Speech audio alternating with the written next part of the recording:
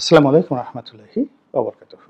সম্মানিত দর্শক, সেনাবাহিনীর প্রধান জেনারেল ওয়াকারুজ্জামান এই মুহূর্তে রাশিয়া সফরে আছে যখন আজকে আমি এই ভিডিওটি করছি। সেনাবাহিনীর পক্ষ থেকে যে জিনিসটি বলা হচ্ছে যে এটি একটি দ্বিপাক্ষিক সামরিক ভিজিট। রাশিয়ার সঙ্গে আমাদের যে দ্বিপাক্ষিক সামরিক সম্পর্ক রয়েছে সেখানে এই সম্পর্ককে আরও গতিশীল করার জন্য এই ভিজিটের আয়োজন করা হয়েছে। দ্বিতীয়ত, রাশিয়ার ঘনিষ্ঠ আরেকটি দেশ, পূর্ব ইউরোপের আরেকটি দেশ ক্রোয়েশিয়া, সেখান থেকেও আমাদের কোনো সামরিক সরঞ্জাম কীভাবে আসে না আসে সেগুলো অত্যন্ত ইন্টারনাল কিছু বিষয় রয়েছে। চেকোস্লোভাকিয়া, তারপরে ক্রোয়েশিয়া, এই দেশগুলোর সঙ্গে আমাদের কিছু সামরিক সম্পর্ক রয়েছে পূর্ব ইউরোপের। তো তিনি সেই ক্রোয়েশিয়াতে যাবেন। দ্বিতীয়ত হলো যে গত 7 মাসে সেনাপ্রধান নজিরবিহীনভাবে অনেকগুলো দেশ ভ্রমণ করেছেন। আফ্রিকাতে তিনি ভ্রমণ করেছেন, আমেরিকাতে তিনি ভ্রমণ করেছেন এবং তার সঙ্গে যারাই বাংলাদেশে এই গত 7 মাসে আসছে ডিফেক্টো সরকার প্রধানের মতোই তার সঙ্গে সবাই দেখা করছেন, সেটা রাষ্ট্রদূত হন, মন্ত্রী হন কিংবা অনেক গুরুত্বপূর্ণ সামরিক কর্তা হন।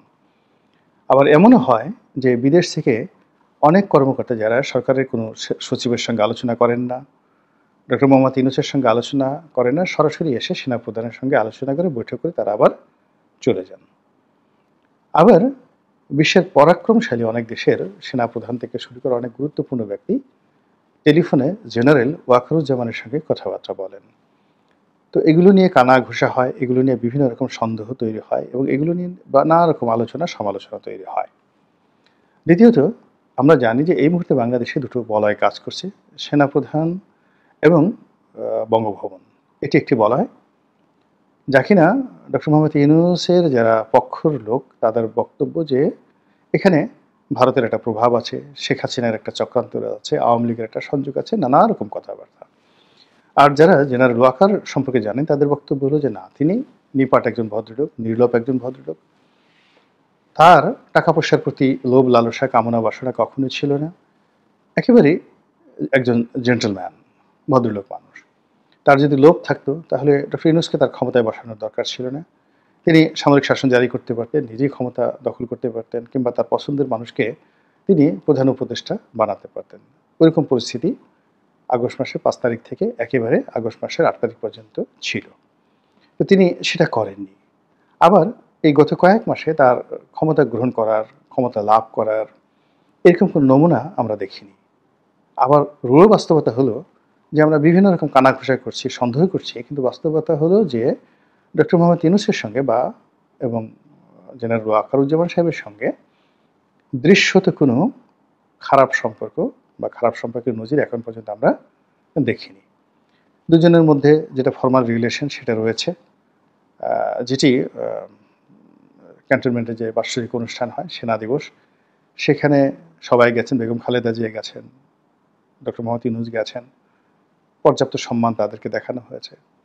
আবার তিনি যমুনাতে এসে নিয়মিত ডক্টর মোহাম্মদ ইউনূসের সঙ্গে দেখা সাক্ষাৎ করেছেন। কিন্তু এত কিছুর পরেও যেহেতু আমাদের অভ্যাস হলো কুটাকুটি করা, তারপরে একে অপরের বিরুদ্ধে লাগিয়ে দেওয়া, এরপরে ঘটনার পেছনে অন্য কোনো কিছু আছে কিনা সেগুলো খুঁজে বের করা, এরকম একটা আমাদের অভ্যাস রয়েছে। আরেকটি হলো ঘরপোড়া গরু সিঁদুরে মেঘ দেখলে ডরায়। আমাদের পুরো রাজনীতির একটা বিরাট অংশ সামরিক বাহিনী দ্বারা সবসময় নিয়ন্ত্রিত হয়েছে। আমাদের দুইজন রাষ্ট্রপতি সামরিক বাহিনীর সদস্যদের দ্বারা নিহত হয়েছেন সামরিক অভ্যুত্থানে।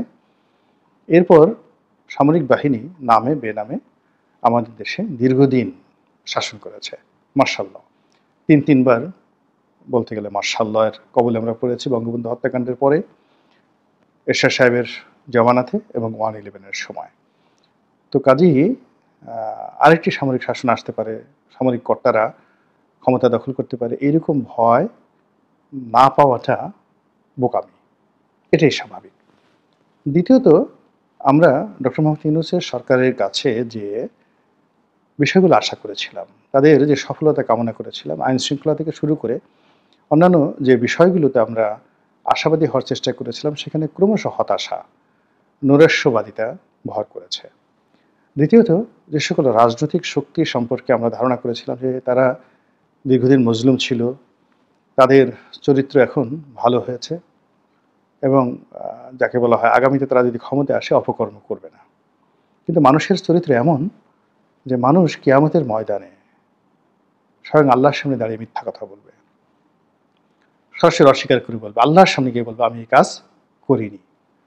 তখন আল্লাহ ওই মানুষের হাতের জবান খুলে দেবে, হাত বলবে হ্যাঁ আমি তো এই চুরি করেছি, যৌনাঙ্গের জবান খুলে দেবে, যৌনাঙ্গ বলবে আমি জেনা করেছি।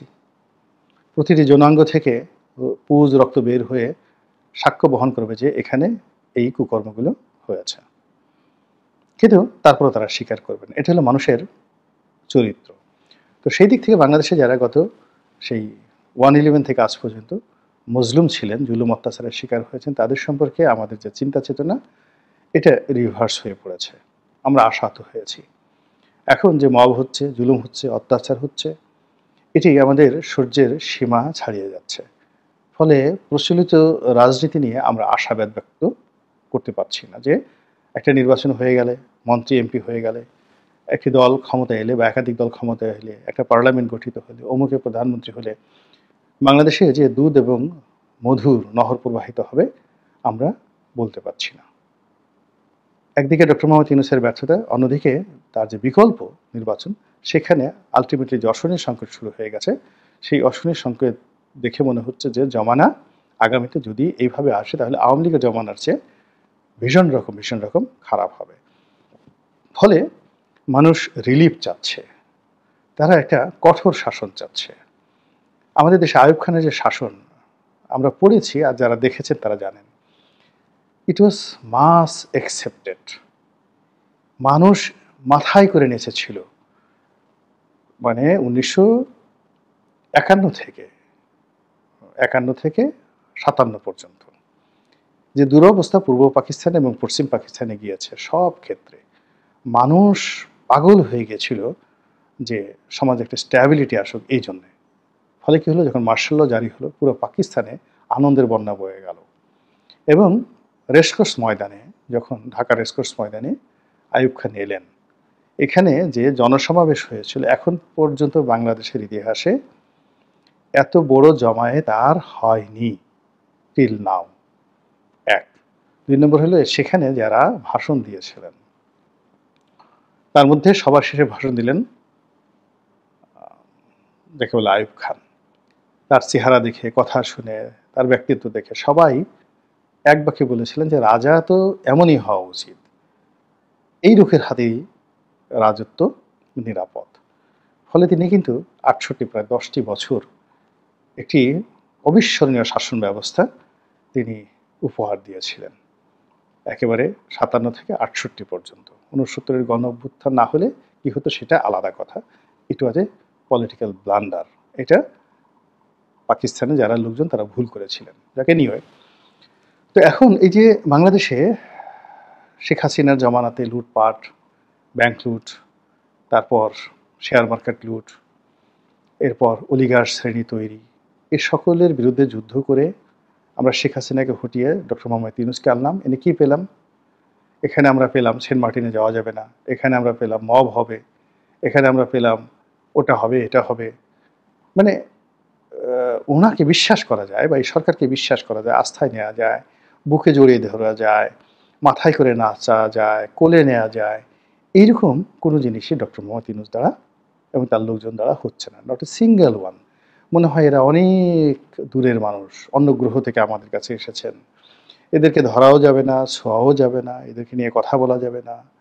এরকম একটা অদ্ভুত দ্বিতীয় স্বাধীনতার যে প্রচার এবং প্রোপাগান্ডা হচ্ছে, সেই প্রচার প্রোপাগান্ডার ফলে একেবারে সমন্বয়ক থেকে শুরু করে ডক্টর ইউনূস পর্যন্ত সবার বিরুদ্ধে একটা অলিখিত ভয়, অলিখিত আতঙ্ক, অলিখিত অনিশ্চয়তা আমাদেরকে তাড়া করে ফিরছে। এই হলো এক। আর দ্বিতীয় যেই কথা বললাম যে ডক্টর মোহাম্মদ ইউনূসের বিকল্প যা কিছু হবে, নির্বাচন হবে, বিএনপি আসবে, জামাত আসবে, সমন্বয়ক আসবে এবং তারা এসে দেশ কীভাবে চালাবে, গত 7 মাসে আমরা যে নমুনা পেয়েছি, আমরা তামার পাতে লিখে দিতে পারি শেখ হাসিনার জমানাটার চাইতে 100 গুণ খারাপ অবস্থা তৈরি হবে।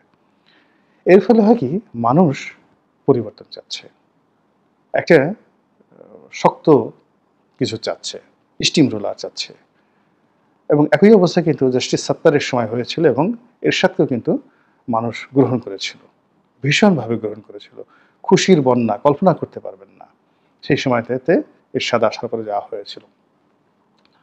তো একটা অব্যবস্থাপনার মধ্যে জিয়াউর রহমানের মৃত্যুর পর যখন জাস্টিস সাত্তার ক্ষমতা এলেন, জনগণের ম্যান্ডেট নিয়ে এলেন বিপুল ভোটে, আমিও সেই জায়গাতে ভোট দিয়েছিলাম এবং জাস্টিস সাত্তারের পক্ষে ভোট দেব দেব দেব, জাস্টিস সাত্তারকে ভোট দেব, এই ধরনের গান গেয়ে গিয়ে আমরা প্রচারণা চালিয়েছি। কিন্তু তিনি ছিলেন অযোগ্য, তিনি চালাতে পারেননি এবং তার পিছনে যতই চক্রান্তের কথা বলা হোক না কেন, এরকম একটা পরিস্থিতি তৈরি হয়েছিল যে এরশাদের সামরিক শাসন অনিবার্য হয়ে পড়েছিল। তো অতীতের সেই যে খারাপ যে স্মৃতিগুলো, সেই খারাপ স্মৃতিকে স্মরণ করেই এখন মানুষ অজানা শক্তিকে কেউ আহ্বান জানায়, কেউ ভয় পায়, কেউ আতঙ্কগ্রস্ত। আর এই আতঙ্কের মূল কেন্দ্রে রয়েছেন জেনারেল ওয়াকারুজ্জামান। ফলে তিনি কোথায় যাচ্ছেন সেটি নিয়ে আলোচনা হয়, কেন রাশিয়া গেলেন সেটি নিয়ে আলোচনা হচ্ছে, কেন আমেরিকা গেলেন আলোচনা হচ্ছে, ভারতীয় সেনাপ্রধান কেন তার সঙ্গে একান্তে কথা বলেন এগুলো নিয়ে আলোচনা হচ্ছে, তার বিরুদ্ধে নানা রকম তিনি রয়্যাল এজেন্ট কথাবার্তা হচ্ছে। আবার এই যে রাশিয়াতে গিয়ে তিনি যে অনার পেলেন, সম্মান পেলেন, তার সঙ্গে সঙ্গে তার স্ত্রীকে নিয়ে গেলেন, তারা যে উচ্ছল প্রাণবন্ত ছিলেন, একেবারে হাসি খুশি, মনে হয় যেন আকাশের চাঁদ। রাশিয়ার মস্কোতে তিনি যখন ছিলেন, মিস্টার পুতিন আকাশের চাঁদ থেকে এক ঝলক জ্যোৎস্না এনে সেই জ্যোৎস্নার সঙ্গে কাজী নজরুল ইসলামের মতো আলতার রং মেখে একটা আভা তৈরি করেছেন। সেই আভাটা জেনারেল ওয়াকারুজ্জামানের মুখে দিয়ে দিয়েছেন। ফলে তাকে